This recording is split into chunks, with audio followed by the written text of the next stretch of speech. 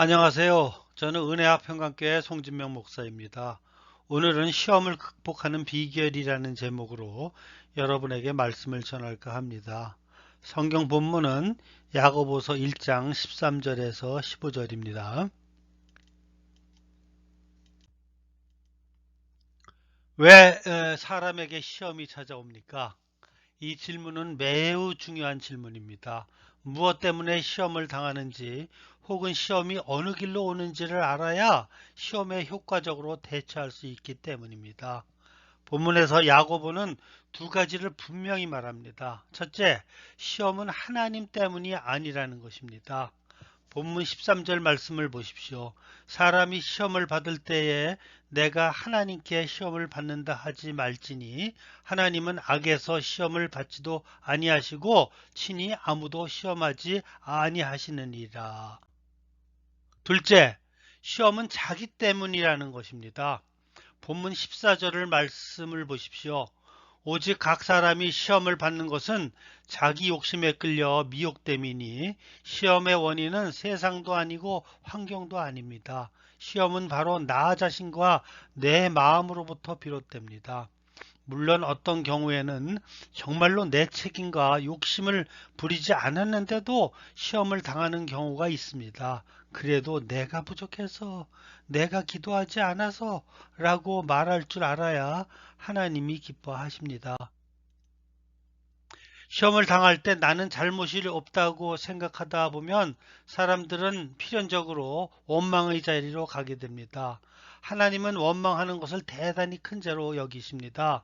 왜냐하면 원망이란 기본적으로 마음의 간사함을 나타내는 것이고 원망을 하다 보면 필연적으로 하나님을 원망하는 자리로 나아가기 때문입니다. 창세기 2, 3장에 나오는 하와를 대하는 아담의 모습을 보십시오. 좋을 때는 하와에 대하여 내 뼈 중에 뼈요 살 중에 살이라고 하다가 일이 잘못되니까 하나님께서 저에게 해주신 저 여자 때문에 선악과를 먹었다고 합니다. 즉 여자 탓을 하면서 여자를 주신 하나님에게까지 원망을 돌립니다. 이처럼 원망은 자꾸 거슬러 올라가는 경향이 있습니다. 처음에는 남 탓, 환경을 들먹이다가 좀 더 나아가면 조상 탓까지 하고 마침내는 하나님 탓을 하는 지경까지 이르게 됩니다. 그러므로 모든 원망은 결과적으로 하나님을 원망하는 것입니다. 그러므로 우리는 어떤 경우에도 원망이 없어야 합니다. 문제와 시험이 있을 때마다 내 책임을 항상 먼저 생각하고 나의 부족함을 반성하고 다시 분발하는 기회로 삼아야 합니다. 그럼 시험을 이기려면 어떻게 해야 할까요? 시험을 잘 소화하지 못할 때 원망이 나온다면 반대로 시험을 잘 소화하는 가장 좋은 길은 감사하는 것입니다. 신자에게 가장 중요한 두 가지가 있다면 하나는 하나님을 믿는 것이고 또 다른 하나는 하나님의 은혜에 감사하는 것입니다. 그런데 감사 중에서도 가장 중요한 감사가 있습니다. 그것은 성공했을 때뿐만 아니라 실패했을 때에도 감사해야 한다는 것입니다. 즉, 범사에 감사해야 한다는 것입니다. 사실 범사에 감사한다는 것은 많이 듣는 말이지만 쉽지 않는 일입니다. 남의 비극을 보면 감사하라고 권하기가 쉽지만 막상 내 비극이 내게 닥치면 감사보다는 원망하고 좌절하는 경우가 많습니다. 그러나 우리는 패했을 때에도 그 빈 자리에서 감사할 수 있어야 합니다. 그것이 훌륭한 감사이고 가치 있는 감사입니다. 믿으십니까?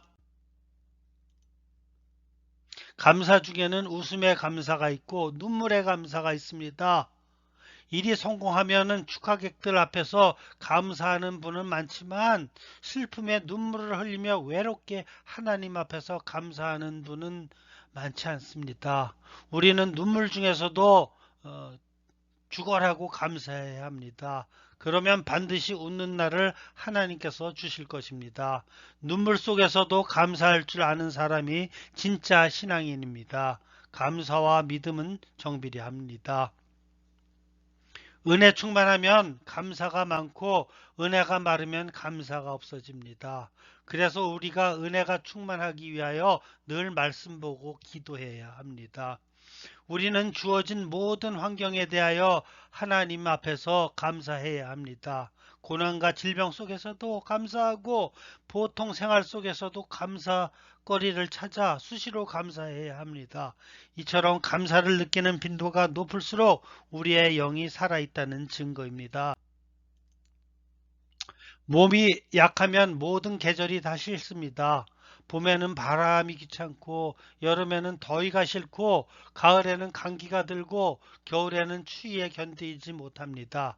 그러나 건강하면 추위나 더위도 쉽게 견딜 수 있고 오히려 그 계절의 변화가 더 건강을 가져다 주며 활기차게 계절을 즐기며 생활할 수 있습니다.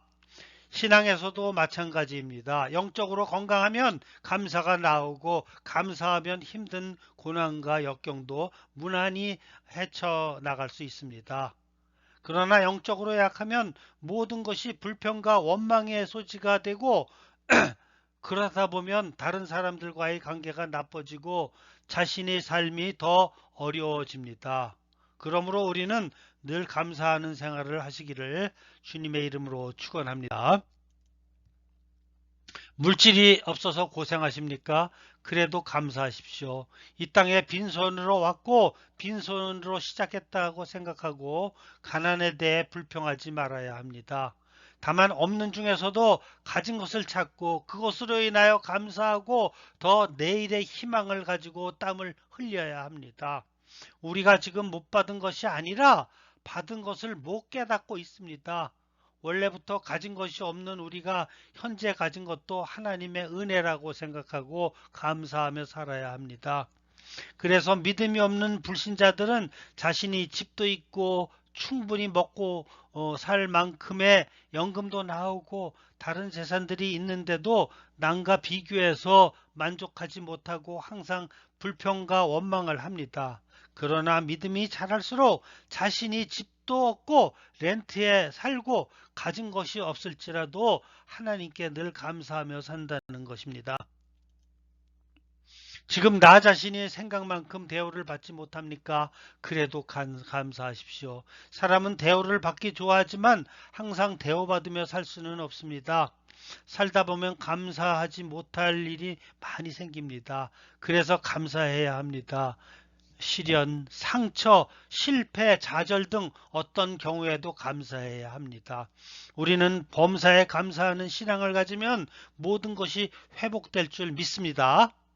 감사는 삶을 풍성하게 만드는 영적 조미료이고 영적 질병을 고치는 근본적인 치료제이고 모든 문제의 마스터키입니다. 그래서 다윗은 잘못하지 않았는데도 사울 왕의 질투를 받아 약 15년 동안 쫓겨다니게 됩니다.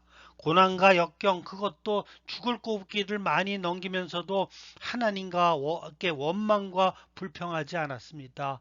시편을 보면 그런 상황에서도 하나님을 의지하며 찬양하며 감사합니다. 그랬더니 하나님께서는 그를 이스라엘의 왕이 되게 하시고 자신의 자손들이 계속해서 이스라엘의 왕이 되게 하고 그의 육신의 족보에서 예수님이 탄생하는 놀라운 축복을 받습니다. 그러므로 여러분은 삶에 항상 원망과 불평보다는 감사함으로 시험을 이기고 주님으로부터 놀라운 축복을 받으시는 여러분 되시기를 예수님의 이름으로 축원합니다. 아멘.